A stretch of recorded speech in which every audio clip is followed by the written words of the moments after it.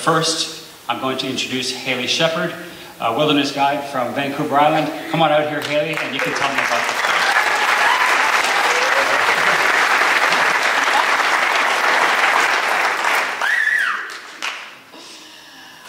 Good evening.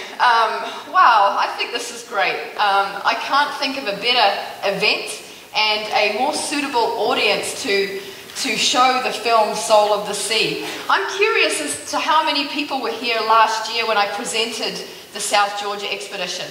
Put up your hands, I just want to see. Okay, do you remember that I got proposed to that evening? You remember that? A guy yelled out, "Will you marry me?" Is he in the audience? I just wanted to warn him because my boyfriend's with me. So he better watch it. Although my boyfriend's really, he's good at sharing, so anyway. I had a blast and I'm really excited to share with you the film. And what I'd like to do here is give you a bit of a background of the film and how it came together. Ivan just told you a little bit of our meeting, and I will go in a little bit into detail, and I've got some images to work through here. So it all started with being in the right place at the right time, and that's when I met Katie Mustard. Anyway, she's big time film, and she hooked on to my dream and my idea. We basically were hiking the dusty trails above the raging rapids of the Grand Canyon, and I was telling her about my dream to kayak around South Georgia Island to raise awareness for the albatross. She literally grabbed that idea, but she grabbed the idea and she helped me make this dream come true. She interviewed my friends in Alert Bay, and she really was trying to get the personal story behind this woman who was about to try to kayak around a sub-Antarctic island in the middle of the South Atlantic to help save a bird. So gadget people out there, I used a CX500 high definition, and along with that I got a waterproof housing, and that enabled me to actually mount the camera onto my kayak, both the bow and the stern. I used the camera in the housing a lot because of the fairly rough, cold, windy conditions that South Georgia has to offer. Another camera that I used, and it's a camera that I'm seeing all around the place. It's the Hero GoPro high definition. What a beaut! That's a little camera and it's cheap as chips. And I had it mounted on my helmet as well as on my PFD.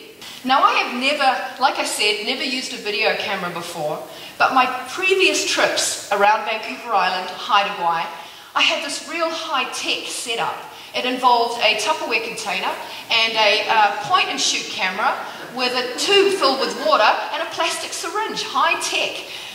So this whole video idea was new to me. But surprisingly, the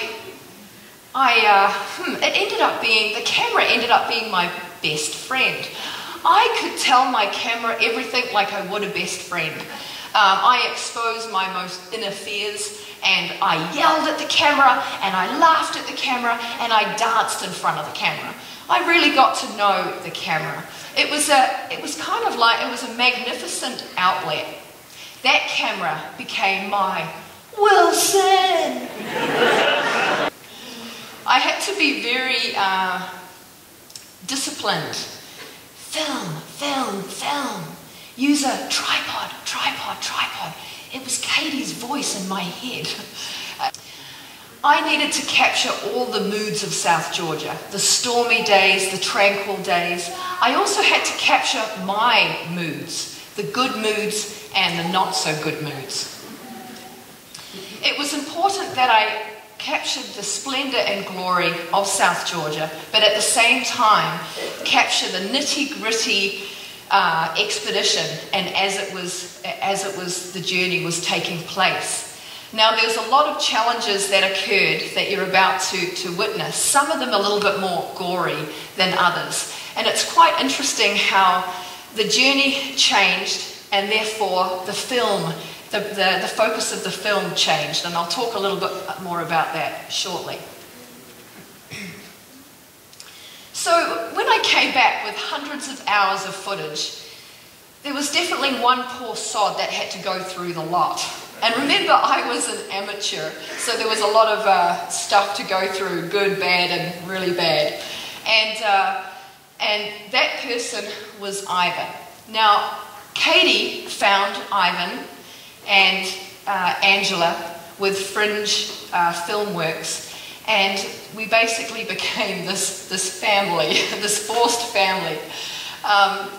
Poor Ivan, you know, he probably knows me now more than anyone in the world, more than my mother. He has seen my heart and soul explode on camera. He's seen my good, my bad, and my ugly. He has witnessed my quirky side. He's basically witnessed me cry on film, laugh on film, and as my dream was getting thrown into a meat grinder. That's how I've described it.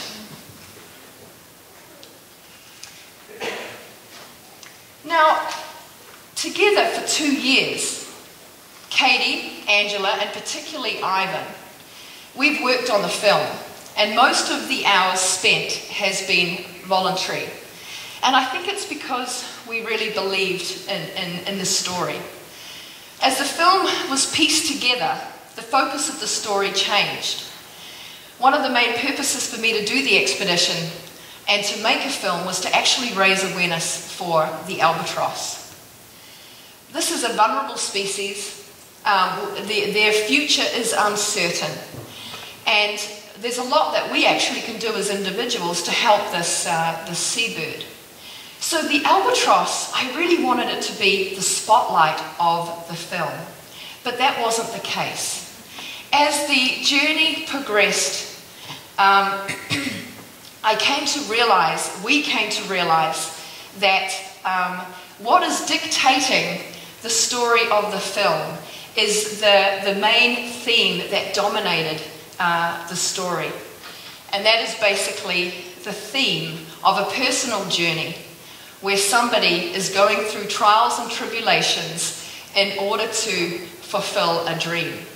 Now, when you put your heart and soul into a dream, it doesn't matter how trivial that dream is in the big picture of life. You put everything into it because you want to succeed. And when there's an array of unexpected circumstances that changes the outcome of the goal or the dream, you know, it's basically you have to run with it, and that's what we did when we started working with this film. So we believed in it, we believed in the story, we believed in the cause behind it, the adventure itself. And there's a quote that to me sums up what this film is about, and it's a quote by John Steinbeck, and I'm sure you've all heard of it. A journey is a person in itself. No two are alike, and all plans, safeguards, policing and coercions are fruitless. We find that after years of struggle that we do not take a trip takes us. I would like to thank Katie, Angela, particularly Ivan, for the perseverance, the hard work for creating Soul of the Sea. And I really hope you enjoy it. And I'd love to take questions afterwards if time permits. Thanks, everybody. Enjoy!